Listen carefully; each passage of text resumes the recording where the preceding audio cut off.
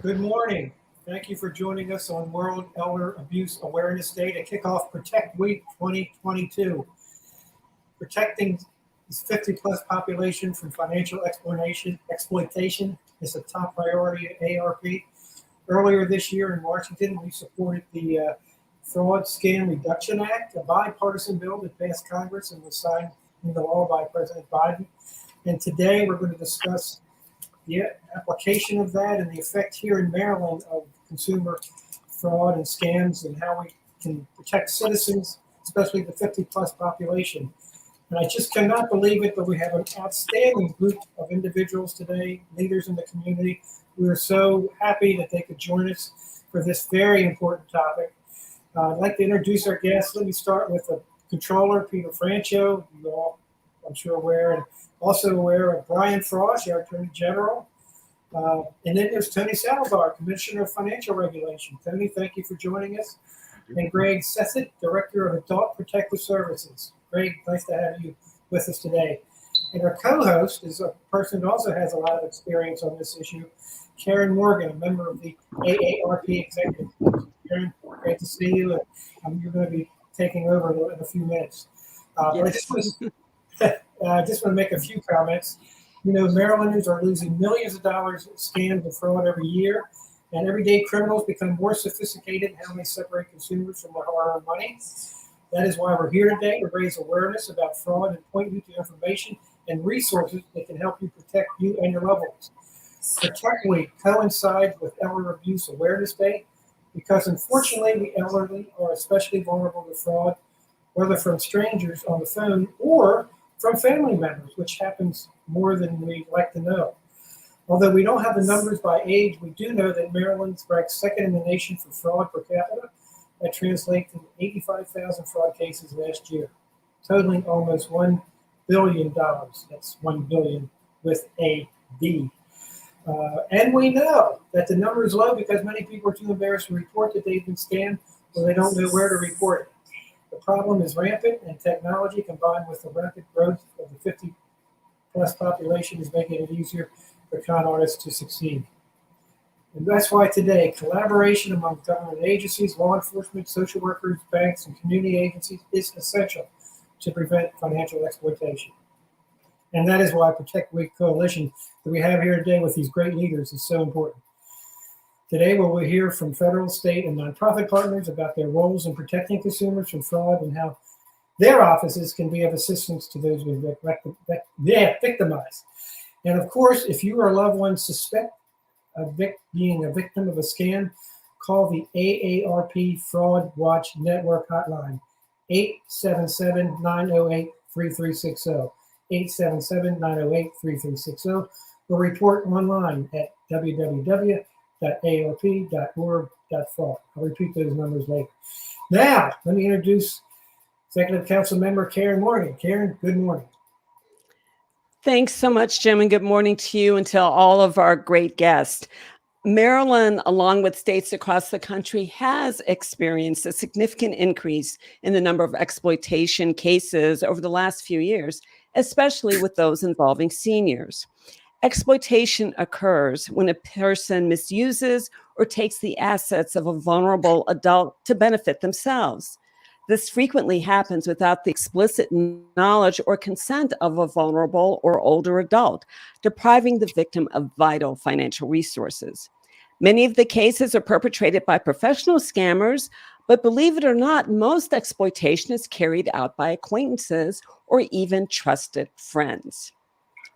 Protect Week's activities include a teletown hall on June 15th and online programming, workshops, and free shred events throughout the week. And you can find the full schedule online at www.protectweek.org. So, with that, I would like to turn things over to our first guest, about his office's role in protecting seniors from elder financial abuse and fraud. Comptroller. Of the state, mic is muted. Someone's muted my mic. Can everybody hear me? Yes. Okay, great. So I'm the Comptroller of the great state of Maryland, and we are very vigilant as far as fraud detection in our agency. We have all of these incredible algorithmic fences put up that catch most of these criminals and prevent them from filing for example, fake tax refunds from seniors. The problem is that these criminals are very sophisticated, and they are moving from trying to steal from the Maryland Treasury to just basically looting seniors of their hard-earned nest eggs and money. And they're having a great deal of success. FBI says that elder fraud is up 54% from 2020 to 2021. So it's a big issue. My basic advice to every senior is if it's too good, sounds too good to be true, it probably is. It's probably false. So make sure that I played a lot of ice hockey growing up in New England. They always taught us to keep our elbows up in hockey because otherwise you get taken advantage of. And so my basic message to every senior is you've got to protect yourself, and you've got to protect yourself against not just friends who you have trusted, but your own family. Why is that? We're in a particularly volatile period of the economy right now. Many seniors are on fixed incomes. Inflation is going through the roof. Gas prices are up 50%. Grocery prices are up 23%. Rent is skyrocketing also. Everything is going way up. The stock market's going way down because they think there's going to be a recession. For those of you who are on fixed income, you need to really be aware of how volatile that environment is and how important protecting yourself and protecting your savings are. So I tell people in my own family, do not answer the phone if you don't recognize the number. Do not recognize the phone. If you don't recognize the phone number, do not pick it up, number one.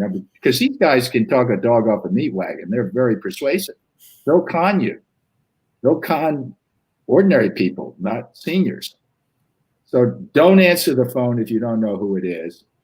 Make sure that there is someone, make sure you're not leaving your checkbook around for the cleaning lady to fill out, for example, what the amount is. You cannot trust people. You cannot let anybody have your financial information. You can't let anybody look at your checkbook. And but I have a lot of sympathy for seniors right now because the fixed income, we're really getting hammered with the inflation costs and the rise up in prices for everything. And that just raises the intensity for the need to be careful and be aware that you're being assaulted from all sides and all directions. I want to just recognize General Frosh because he's been very vigilant in prosecuting people. However, we need you. We need you to report efforts to convince you to send someone money. If, for example, you have any contact, be a tipster and call us at 800-MD-TAXES. That's the Comptroller's office, or call General Frosh wherever whatever his number is. The only way we're going to stop a lot of this is to get the economy back into a non-inflationary mode, so that there's not so much pressure on people on fixed income. But also, we've got to bring some of these people to justice. We're doing the best we can, but we need help from the citizenry. Let me thank AARP and Karen and Helene and Jim Campbell for co-hosting it, and thank everybody for being here. I'm happy to be available and interested in what General Frosh is going to say. Thank you. Hopefully people heard that. Oh, we have the 2017 Taxpayer Protection Act that General Frosh helped us pass. And because he was involved in it, gave our agency all sorts of new powers. And I'm happy to report, it passed unanimously in the House and Senate.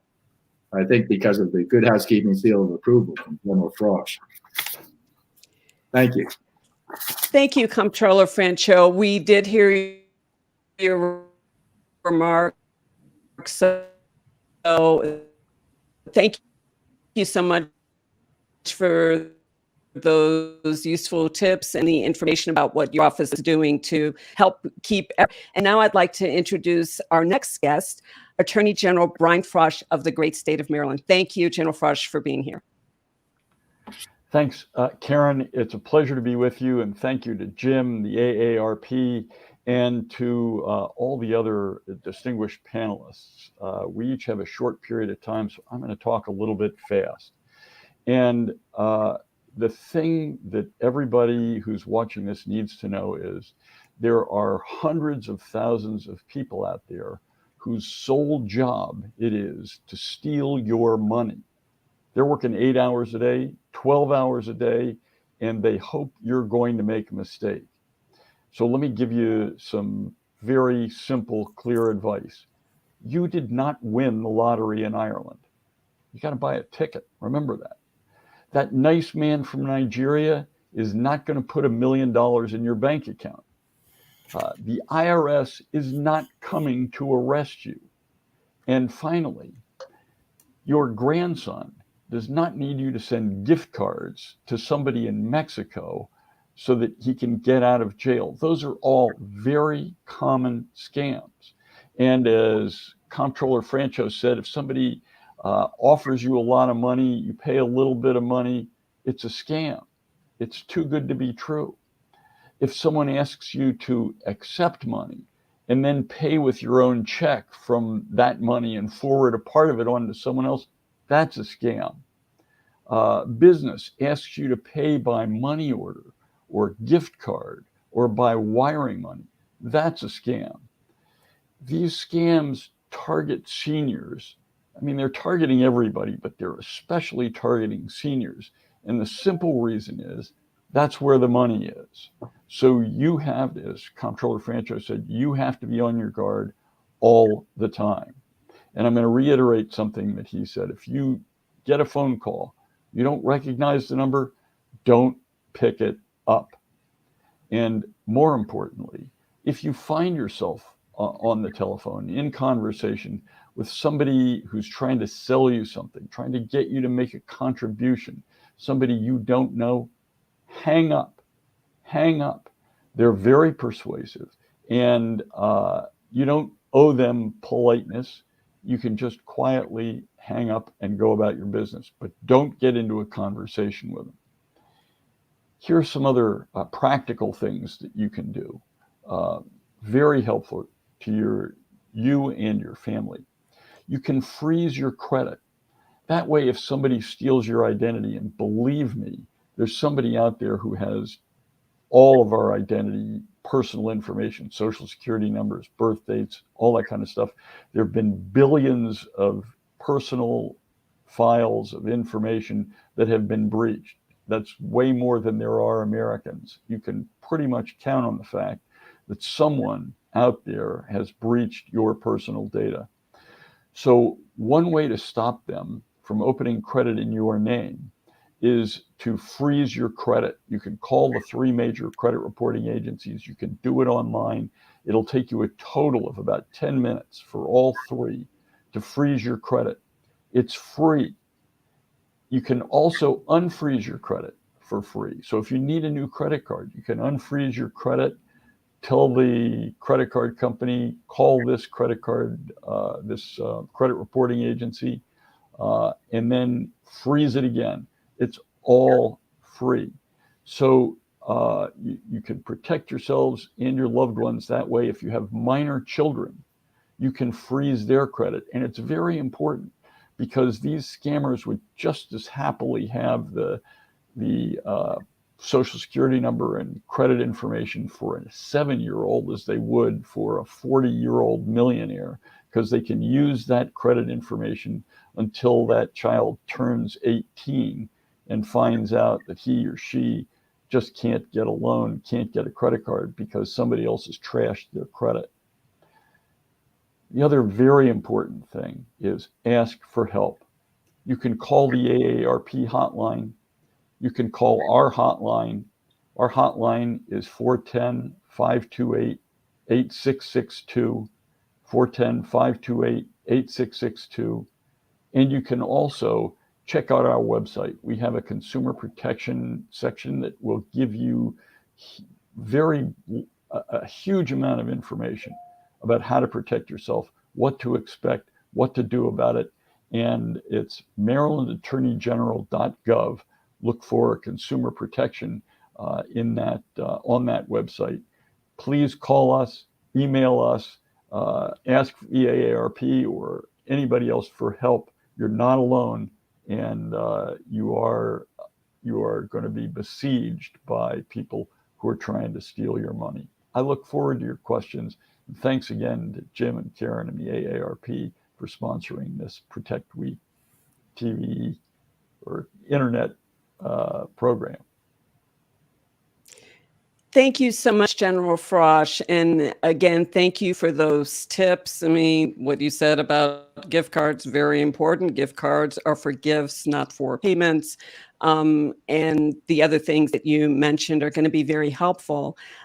Now let's move on to our next guest, who is the Commissioner of Financial Regulation, which is part of the Maryland Department of Labor. I introduce Commissioner Tony Salazar. Great. Thank you, Karen. Appreciate it, Greg. It's a pleasure to be here joining our Attorney General and Comptroller. Their offices are leaders in the area to protect consumers, and our office works closely with them. Governor Hogan and Secretary Robinson in our office know that the problem of elder financial abuse is growing and many times goes unreported. So that's a big problem. What we'd like to do is let the folks know that our office is part of this initiative because we regulate financial institutions. It's important to me as well because I've known seniors firsthand who have experienced the type of abuse that the Attorney General talked about and the Comptroller talked about. And it's important that all the state agencies work together, which we do. So our office helps consumers as well. We do it by investigating complaints of questionable business practices. And we also help consumers connect with effective financial resources and national resources. So I want to follow up on some of the things that the Attorney General said, because I believe communication is key to preventing elder financial abuse. Seniors need to know through events like this that they have resources available to them, and that's why we're part of this coalition. But equally important is that their families and their caregivers understand that sometimes, seniors don't like to talk about what's happening. So it's important that they listen carefully to what they're seeing so that they can be aware of any signals of burgeoning scams. Fraud can happen to anyone. As the Attorney General said, if you see it or suspect it, do not hesitate to report it. You can report it to any one of our agencies. For example, our office takes complaints and reports at 410-230-6100. That's 410-230-6100, or our office can be contacted just like the other agencies through the Maryland Department of Labor's website under the Financial tab. Now, we've worked as well with some of the other financial institutions to put together a brochure that's available on our website, and it's called What Account is Right for You? That account informs seniors as to what considerations they need to think about when they want to add somebody to their account or change the way they have their accounts titled. Those are important considerations because, as you heard, sometimes the fraudsters aren't someone you know, but there's someone in your family who may be facing circumstances that want to take advantage of a family member. So I'd encourage people to read What Account is Right for You. That should be very helpful. And let me leave you with a couple of other quick do's and don'ts to prevent financial abuse from a financial perspective. Do understand any loan agreement or debt management or other financial document you sign. It's always okay to ask questions, and you should read the documents. Don't feel pressured to make impulsive decisions. As the Attorney General said, you get pushed by these fraudsters to do things quickly. You don't have to. You never have to do that in any financial transaction you're entering into. Take your time, think about the implications of it. And importantly, don't pay an upfront fee for any type of loan modification or loss modification or other financial purported assistance programs that you might get into. Generally, it's illegal in Maryland to charge fees prior to these services. Lastly, I'd say do monitor your financial accounts and your credit reports regularly for your transactions and make sure there's nothing there that you don't recognize. You can always work through your bank or your credit union or your other financial institution to find out what's going on with your account. So with that, our office is proud to be part of this coordinated effort, and I'd like to thank all our partners, particularly the Maryland Department of Aging and AARP and all the others for their support and for their work in organizing this significant initiative. Thank you. Thank you so much, Commissioner Salazar. Very helpful, and we really appreciate you and all of our guests being here today. And with that, let me move on to our last guest, Greg Sesek. He is with the Maryland Department of Human Services and Director of the Office of Adult Services. Thank you. Thank you. Thank you. And good morning, everyone. I'm Greg Sesek, Director of the Office of Adult Services at the Maryland Department of Human Services. I serve as the State Director for Adult Protective Services. Adult Protective Services, or APS, investigates for abuse, neglect, and exploitation, including financial exploitation of vulnerable adults. If you're concerned that someone is being financially exploited, make a report to our hotline. We have a 1-800 hotline that's very easy to use to report, and that number is 1-800-91-PREVENT. And spelled out, that's 1-800-917-7383. Again, we investigate for financial exploitation of vulnerable adults. A vulnerable adult is someone who cannot meet their activities of daily living. Adult Protective Services has been investigating for financial exploitation of vulnerable adults for 10 years now, and financial exploitation investigations are now more than a quarter of our work. We recently worked in a coalition with Project Safe of Maryland and passed Maryland Senate Bill 175, which goes into effect on October 1st. This makes it much easier for APS and banks to coordinate financial exploitation investigations. I want to thank AARP and my distinguished colleagues on the panel today for the invitation. And again, if you are concerned about someone who you think is being financially exploited, please call and make a report. Thank you.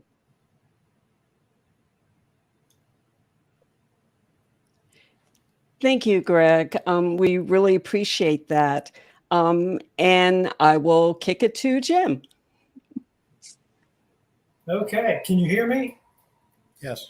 Oh, good. Okay, thank you. I want to thank our guest today. What a great presentation we had, covering a lot of different areas. I think we had time for questions, and now I'd like to ask, open up the mic and for Q&A based on some of the comments. Please indicate the name and any outlet you work for with your question. And Karen's going to moderate the question and answer section. So, Karen, Okay. Back to you. Great. Thank you. Boy, that was fast. Okay. I just gave it to you. One of the questions that we had related to credit freezes, is there a one-stop shop that people can go to get their credit frozen, or do they have to do that with each of the credit reporting agencies? If I may, Karen, the answer is you have to do it with each one. It takes just a couple of minutes. I have to confess, really, that I was giving this advice for a year or more at the beginning of my tenure as Attorney General and didn't do it myself. And when I finally got around to it, literally it took me 10 minutes. I did it by phone. You call the credit reporting agencies, and by the way, we've got a list of their phone numbers on our website, marylandattorneygeneral.gov. Go to our consumer link, and you can find them there. But you can call them up. There's a very quick menu. It says you want to freeze your credit, press 1. Freeze your credit. You give them your birth date, a couple other pieces of information, and it's done. And literally, I did it with all three in 10 minutes. You can also do it online. You have to go to their website, each of their websites. But again, it's a very simple menu, and it won't take you long at all. Karen? Okay. Yes. Related to that, the callers may want to also, in terms of a one-stop shop, go to annualcreditreport.com so that they can check their credit reports. And that is a one-stop shop that they can do that. So that's helpful. But the Attorney General was correct that you have to go to all three. Okay. And just for those people who are listening in, the first person who answered that question was Attorney General Brian Frosh from the Maryland Office of Attorney General. And then also Commissioner Tony Salazar had additional comments. So thank you. One other question that we had, what can be done to reduce phone calls coming in from scammers and direct marketers? Is there anything? And why don't we have Attorney General Brian Frosh and start, and then people add additional questions if you have any wisdom on this. Well, Karen, the short answer, there is something you can do. Just about everybody's probably done it, which is you add yourself to the do not call list at the Federal Trade Commission. The sad fact of life is, however, the folks who are calling you are not following the law. You're never supposed to get an unsolicited commercial call on your cell phone. Most people are using cell phones these days. So our office and those of every other Attorney General in the country have been working with the Federal Communications Commission to get them to restrict the access that people have to cell phone numbers and to enable the cell phone carriers to screen the spammers and stop them from reaching out to you. But there's still plenty of them that are getting through. So what you should do is, as we said before, don't pick up. If they don't leave a message, it's almost always a spam call. You can designate it as such on your phone, and your phone will block it the next time it comes in. But you have to be very careful. They're going to get through. There are billions of spam calls made every year, and you're just not going to be able to screen them all out automatically. You're going to have to be vigilant and take care of it yourselves. Great, thank you. Okay, well, we also have another question and this one is for Greg Sesek, with Director of the Office of Adult Protective Services. Can you comment on any signs or symptoms that a loved one may be involved in a scam? Thank you for the question. Yes, there are several things to watch out for, particularly someone who's having difficulty paying their bills suddenly. Perhaps their telephone has been disconnected. Someone who is agitated, or who tells you, I think something is wrong with my checking account or one of my accounts. Those are good signs to watch out for. And sometimes folks are embarrassed about this. They feel that they have done something wrong or haven't been vigilant, and that's not the case. Reassure them and offer help to one of our agencies who can be of assistance. Yeah, I have a follow-up question for that. What if you think that the loved one is scamming you? What do you do about reporting that person? Very good question. Again, Adult Protective Services investigates for financial exploitation of vulnerable adults.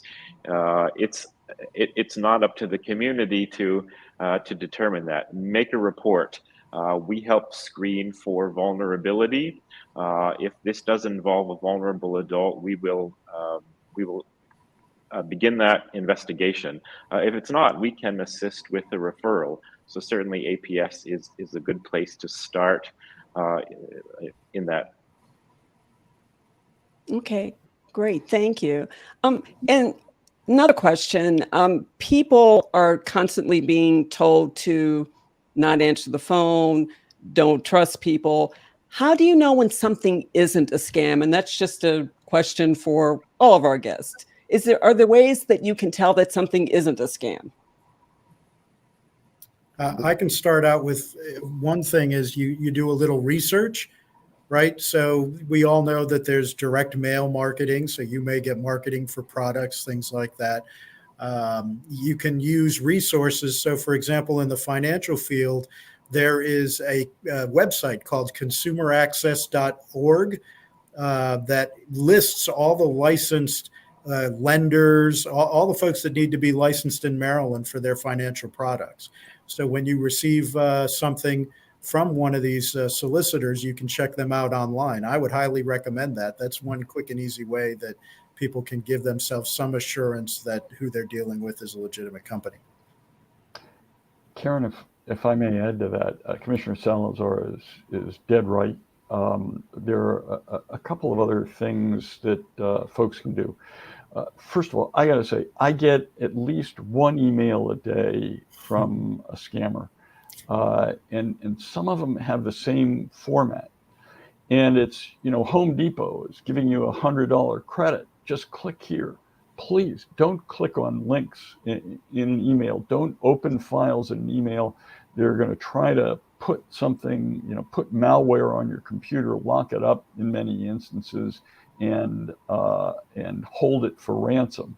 That is to say, let's say, give me $300, or you're never going to be able to operate your computer again. Or they'll put malware on that will hunt in your computer for your personal information and steal that. But what you can tell in a lot of these things, because you look at the email address where it's coming from, it's not coming from Home Depot. So what you should do is, if you're getting offers, if you're getting phone calls, emails, or whatever it is, just say, thank you very much. I'll check it out. And you go to the website. You can go to Home Depot's website and see whether there really is some kind of deal that is available for something. Or you can go to the bank or whomever it is that has sent you this information or called you with it. They want you to make a contribution to a certain charity. Go look it up online.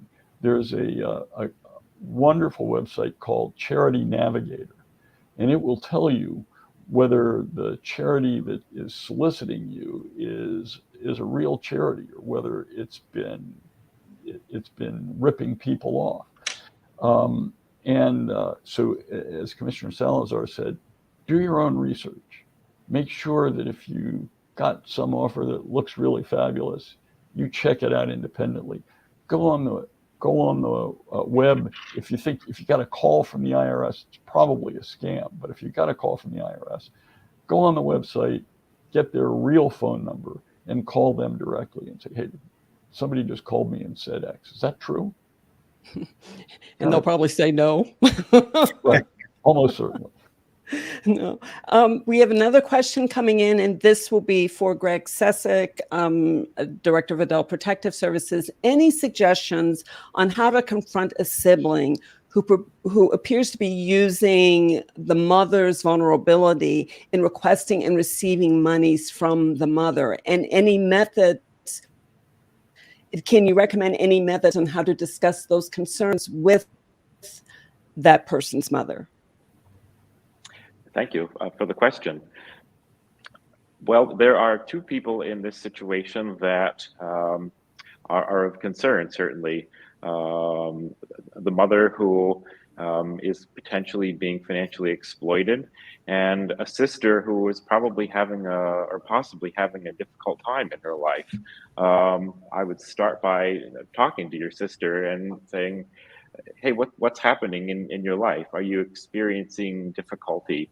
We think that some of mom's money may have gone missing. Let's have a conversation about that. If that is the case, maybe that's enough to stop. Money being taken.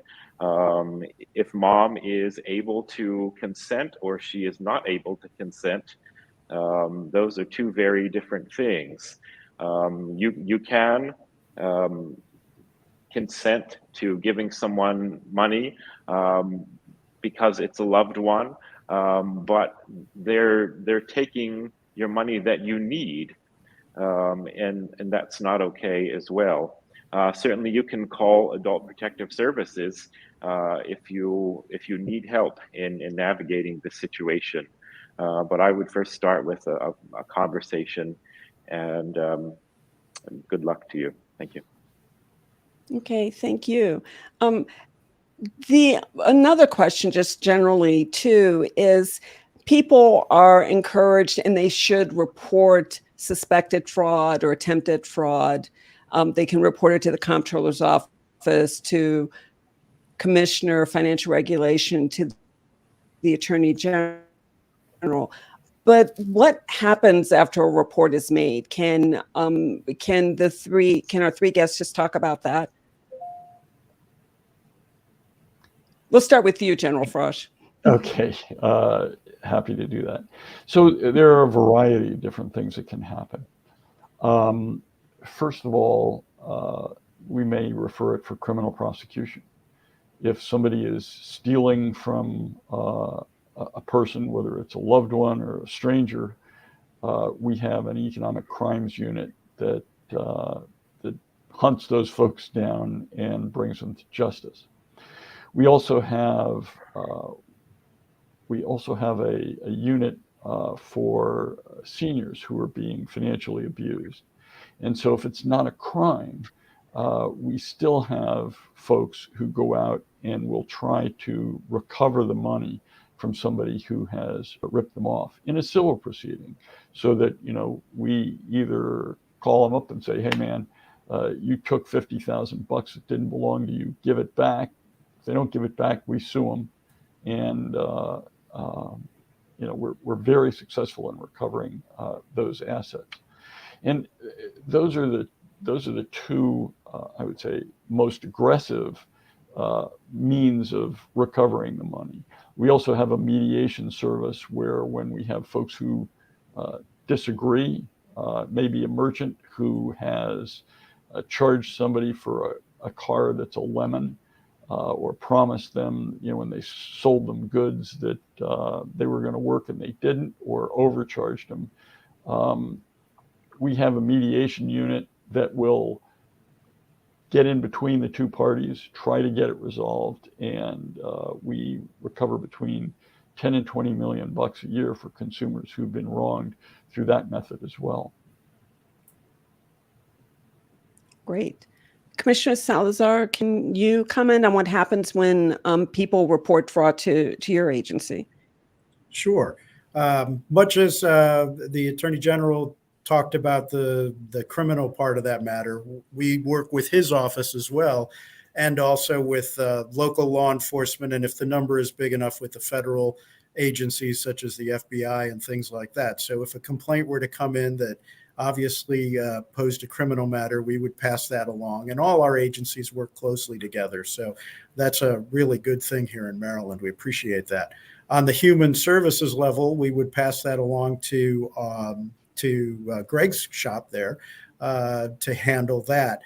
Our office has what we call our consumer services unit. So that's where it would come in.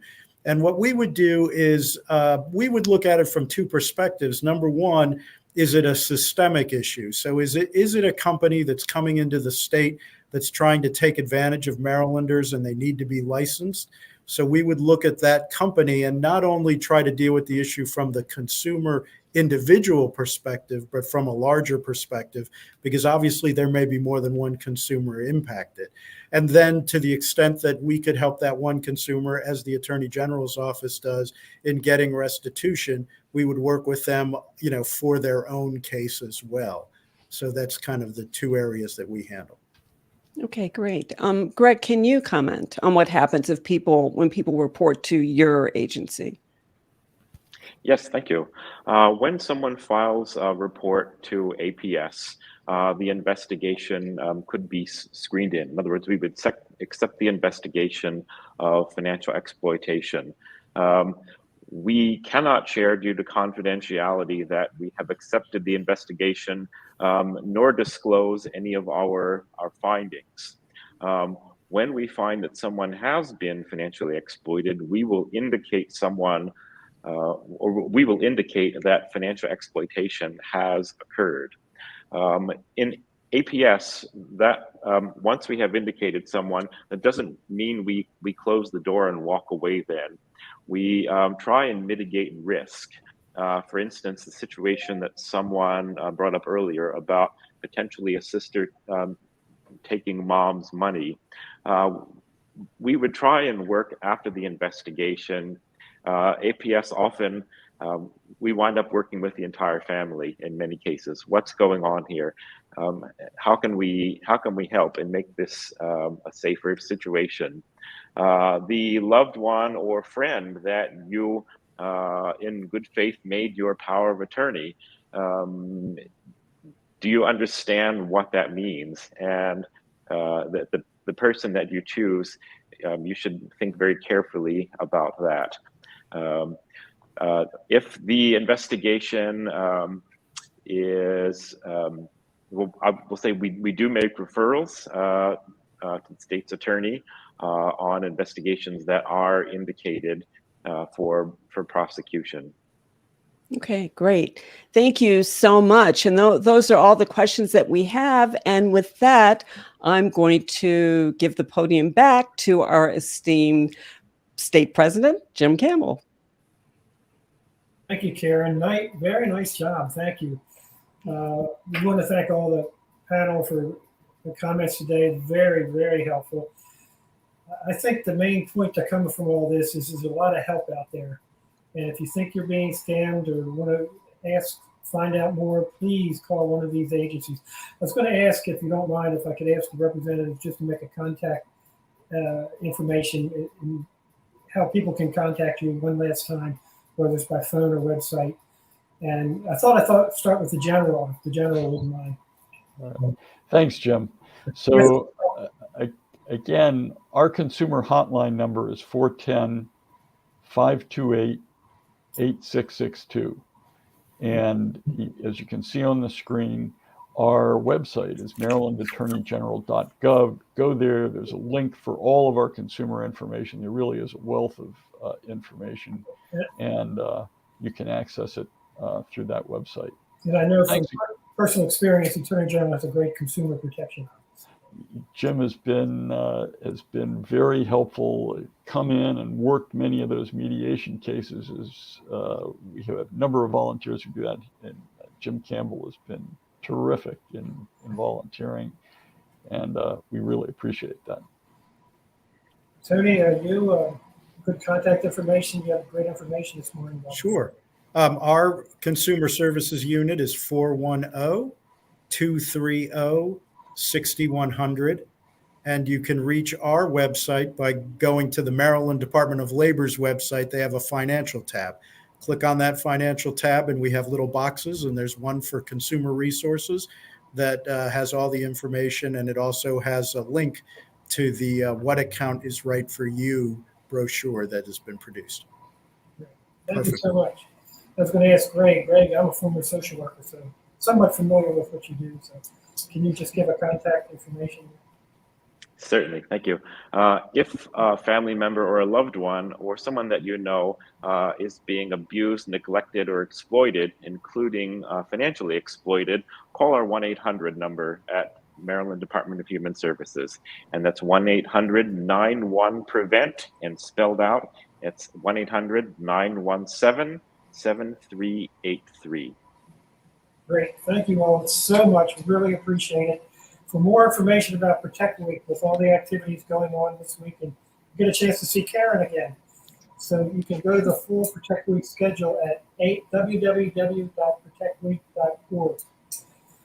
So we really appreciate the information. And remember, this is about giving you information you need. If you feel like you're being scammed, call one of these agencies. They're eager and willing to help, and you'll get great expertise. So thank you all very much for your participation today, and please work hard to protect yourselves. Thank you.